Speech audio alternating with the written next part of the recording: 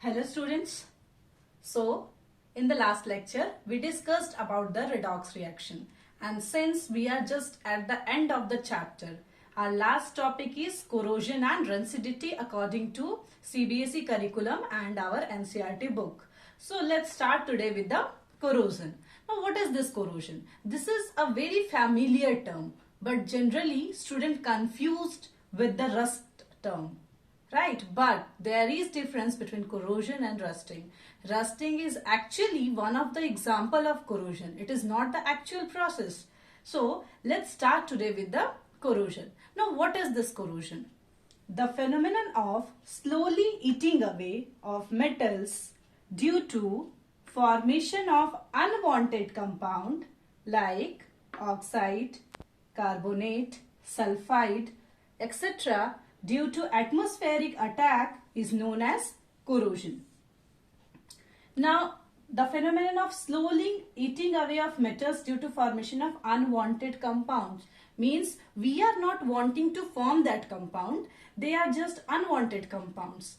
As for the example, if we are having a metal surface, there is formation of some metal oxide, metal sulfide or metal carbonate on that surface. That compound is actually the unwanted one, and that formations of these compounds is due to the atmospheric attack. Now this is known as corrosion.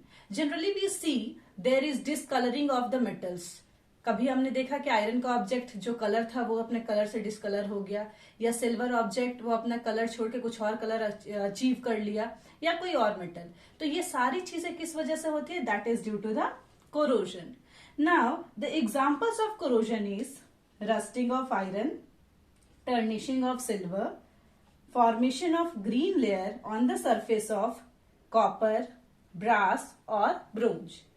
So, generally students think rusting is only corrosion, but there are some more examples of corrosion other than the rusting, because tarnishing of silver means what? Silver is also metal. So if there is formation of any of the unwanted compound on the silver, that is also one of the form of corrosion. Similarly, if some layer form on brass, bronze or copper, then also that can be considered as corrosion. So don't confuse rusting with corrosion. Rusting is one of the example of corrosion.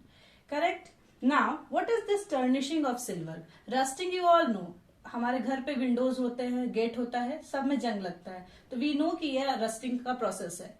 But what about the tarnishing of silver? This is also a very common thing. अगर हमारे पास silver jewellery है तो कुछ दिन के बाद उस पर ब्लैक लेयर डेवलप हो जाता है, उसका कलर जो है वो ओरिजिनल कलर से चेंज होने लगता है. That is tarnishing of silver. Similarly हमारे पास अगर ब्रास, ब्रोंज या कॉपर के यूटेंसिल्स होते हैं, उन पे एक ग्रीन लेयर डेवलप हो जाता है, and that formation of green layer is also nothing but the corrosion. So corrosion is the whole process. Now since in our NCERT we have to only focus on rusting of iron, so let's start with rusting of iron. Now let's start with the rusting of iron. Now what is rust? Before the rusting we have to know what is rust. So rust is actually hydrated ferric oxide having the formula Fe2O3.XH2O, which is brown in color. So this XH2O means what? Some amount of water or moisture is needed here to form it hydrated, and this hydrated ferric oxide is nothing but the rust. So this is one of the important question of board, that what is the formula of rust? So you have to do remember the formula of rust is Fe2O3.XH2O. Now let's perform an activity so that we could know what are the necessary conditions for the rusting. Okay, now I have taken 3 iron nails. These are the iron nails which are hanged with the help of a string. This is a beaker containing some amount of water. One of the iron nail is inside this beaker having the water.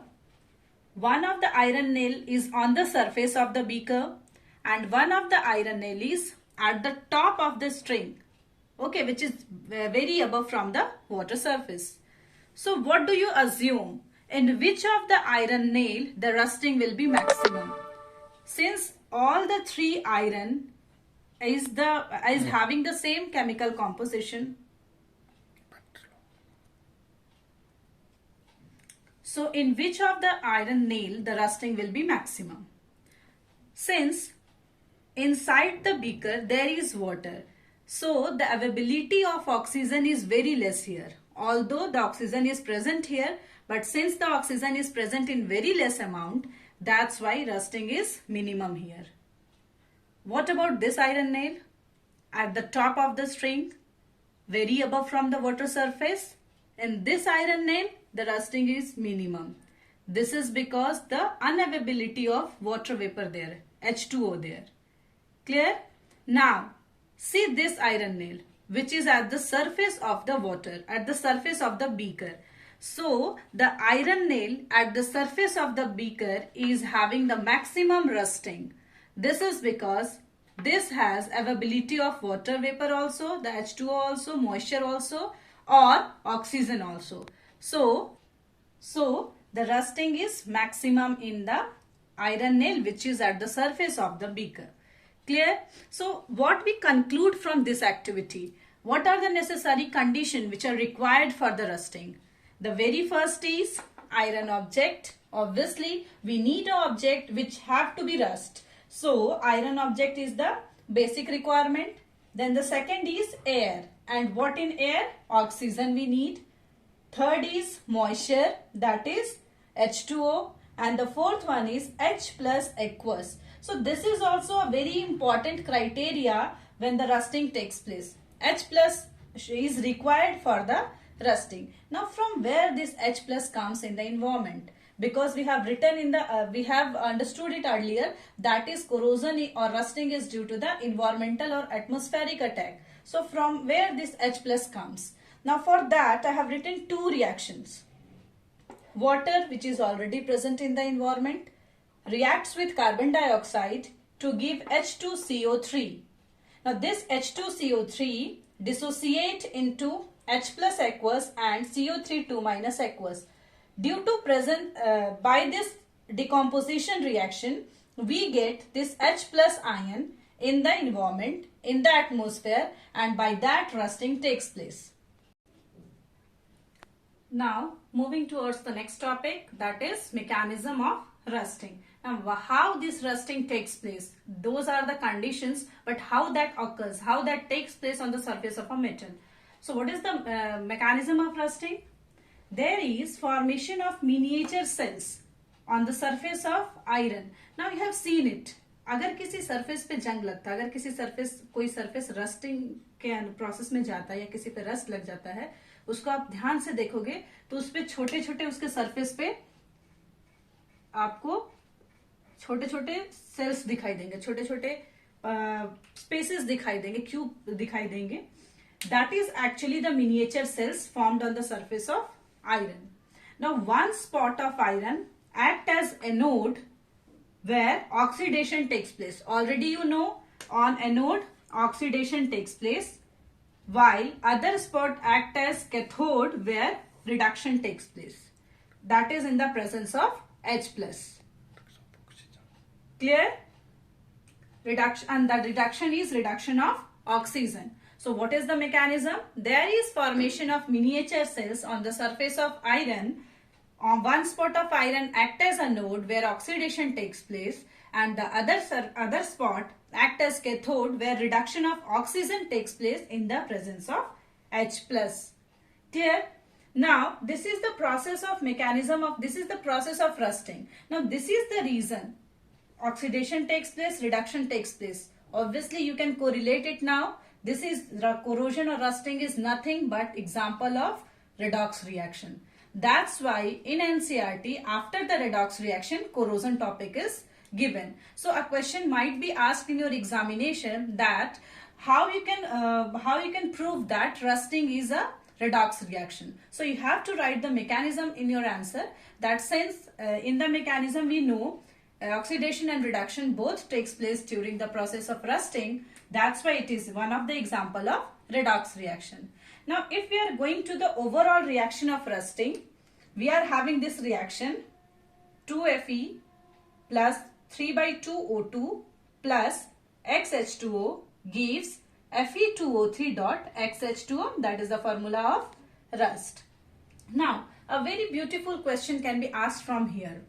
Aluminium is more reactive than iron, but aluminium doesn't undergo rusting, but iron goes. Why it is so? Because we know corrosion takes place in every metal and there can be formation of oxides, sulfides or carbonates in any metal. And since aluminium is more reactive, that should undergo rusting, but that didn't undergo rusting, but iron goes. What is the reason behind it? The reason is, आप अगर aluminium का बर्तन लेते हो, ठीक है, वो अगर एनवायरमेंट से रिएक्ट करेगा, ऑक्सीजन से रिएक्ट करेगा, that form Al2O3. Clear? That Al2O3 prevent the rusting process, but Fe2O3, when iron react with oxygen, it form Fe2O3. That Fe2O3 actually invites rust. Okay, that is the reason that being more reactive, aluminium does not undergo rusting due to the formation of Al2O3, but iron undergo rusting. Now after mechanism, the last topic of rusting is what? Prevention. How we prevent the substances to get rusted. How we prevent an iron object from rusting. So there are several methods for the prevention of any iron object from the rusting. So very first is barrier protection method. The name itself suggests barrier means what? We are creating a barrier over the surface of iron object. So how we create a barrier? It can be by oiling, by applying oil, by painting, by apply a paint, which is a very common process, greasing, by apply grease, or by coating it with non-corrosive metal. There are some non-corrosive metal like chromium and nickel. We can coat the iron object with those non-corrosive metal to prevent it from rusting. So for the barrier protection method is the commonly used method in our homes. We apply paint to protect our windows, to protect our doors from getting rusted. So barrier protection means what? To create a barrier over the surface of iron object to prevent it from rusting. Now the second process is sacrificial protection. Sacrificial, sacrifice means what? Any object which sacrifices itself to protect the iron object. That's why the process is called as sacrificial protection. So what happens in sacrificial protection method? The iron object is coated with more reactive metals like zinc, tin, etc. Now there is a special term given here, that is galvanization.